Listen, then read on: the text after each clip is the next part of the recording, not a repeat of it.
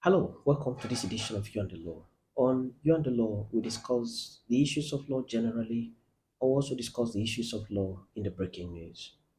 The breaking news today is that a few days ago, the governor of Rivers State, Simi Fubara, was at the verge of being impeached by the State House of Assembly. It took the stroke of luck on his part to move into the assembly with his men and was able to stop the impeachment proceedings from going on. A lot of political intrigues in this story, a lot of drama, a lot of talking points in the country. But what concerns me is the issues of law in the attempt to impeach the governor. If the story is true, the question is what's the provision of the law? What's the requirement of the law as regards the impeachment of a sitting governor? Note that the office of governor is a creation of the Constitution. And the Constitution has given each and every elected government in Nigeria a period of 4 years to serve in the first instance. And if you do well, or if your people accept you to go back, or if you're able to find your way back, the law allows you to stay for another 4 years, after which you've hit the ceiling. You cannot go beyond 8 years as state governor in Nigeria. So, for you to stop someone from enjoying the 4 years given to him by the Constitution, a procedure must be followed if you want to impeach the person. And that's why we're here.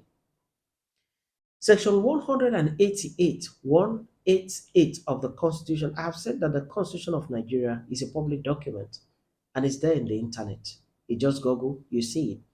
So when you check Section 188 of the Constitution of the Federal Republic of Nigeria 1999 as amended, you will see the steps that have been provided for the House of Assembly to follow before they can impeach a governor.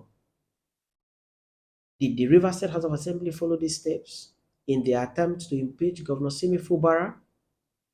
That's the question that the law would ask when the occasion arises. But what's the procedure?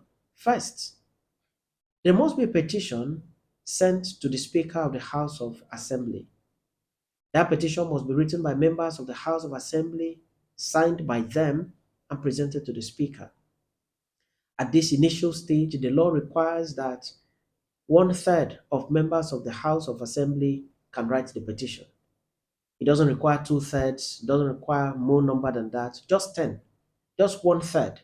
So if the House of Assembly is made up of 30 members, just 10 people can sign that petition. This is the first step that is to be taken. They can sign and present the petition to the Speaker, and that's the first step that has been provided by the law. That petition is expected to state that the governor is guilty of gross misconduct, that the governor has done something that is unacceptable to the office of governor, that the governor has done something that is unacceptable, inconsistent with the exalted office of governor. That is then presented to the speaker. When that is done, the speaker is expected to forward that petition to the governor. Is expected to do that, and he should do that within 7 days of his receipt of the petition. The governor is expected to respond to that petition. Every governor that is served with such petition should not take it with levity. He should take time and respond to the allegations made in that petition. Now, that's the second step. Number one, you receive the petition. Number two, you forward it to the governor within 7 days. Within 14 days after the governor has been served, the governor is expected to send a reply back to the House.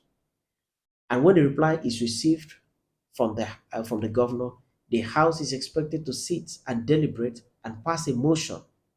This time around, the motion is expected to be passed by 2/3 majority of members of the House. And the motion is expected to answer the question whether the governor should be investigated further or not. At that point, the House can terminate the impeachment proceedings. At that point, they can also decide to proceed with the impeachment proceedings. Whether the governor sends his reply to the House or not, The House is empowered by the Constitution within 14 days to pass that resolution. So the resolution is to decide one of two things. Should we proceed? Should we not proceed? If they decide to proceed to investigate the governor, the next step is for the Speaker, within 7 days of the passing of the resolution by the House, the Speaker is expected to forward the petition together with the reply of the governor and together with the resolution of the House to the Chief Judge of the state. When the Chief Judge receives these documents, the Chief Judge is expected to set up a panel of highly respected persons. None of them should be a politician. None of them should be a member of the House of Assembly. None of them should be a man of questionable character. So the Chief Judge is expected to set up a panel of these distinguished persons and then um, embark on the investigation of the governor. So investigation proceedings will commence by the panel of the Chief Judge, and the governor will be given an opportunity to appear before the panel and defend himself either in person or through a legal practitioner of his own choosing. After that, the panel is expected to submit its report back to the Speaker within 3 months. In the report of the panel, if the panel finds that the governor is guilty of the allegations, the panel will state so. If the panel finds that the governor is not guilty of the allegation, the panel will state so in the report. If a guilty report is presented to the House of Assembly, the House can proceed from that time and declare the office of, the person of the governor impeached from the office of governor. And from that moment on, the person ceases to be the governor of the state. If the panel says that the allegation against the governor is not true, that's the end of that matter. The House is not expected to investigate that very matter further. It ends there.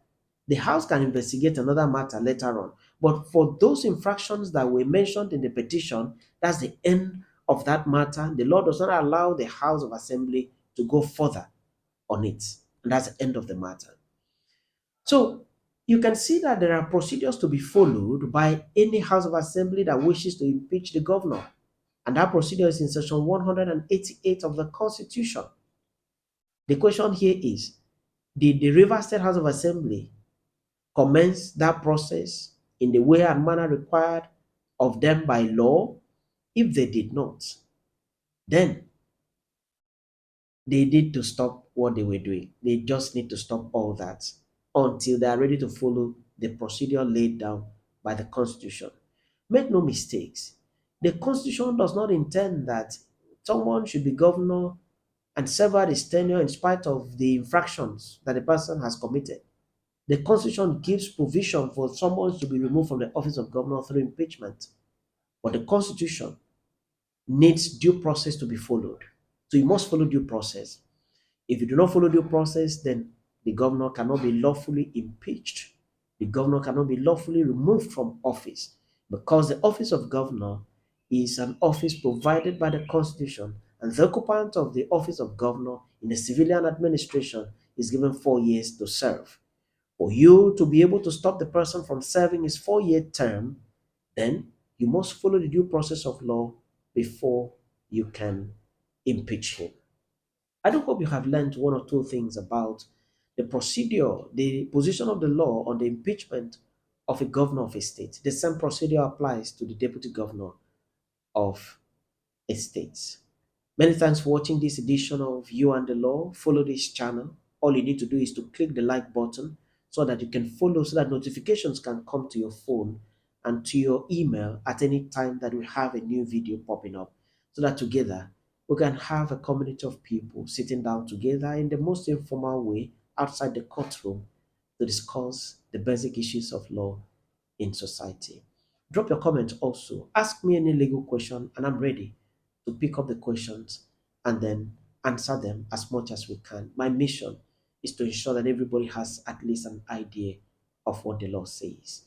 I remain your friend and your host, Ekemini, and I encourage you to come back to this channel from time to time so that we can learn.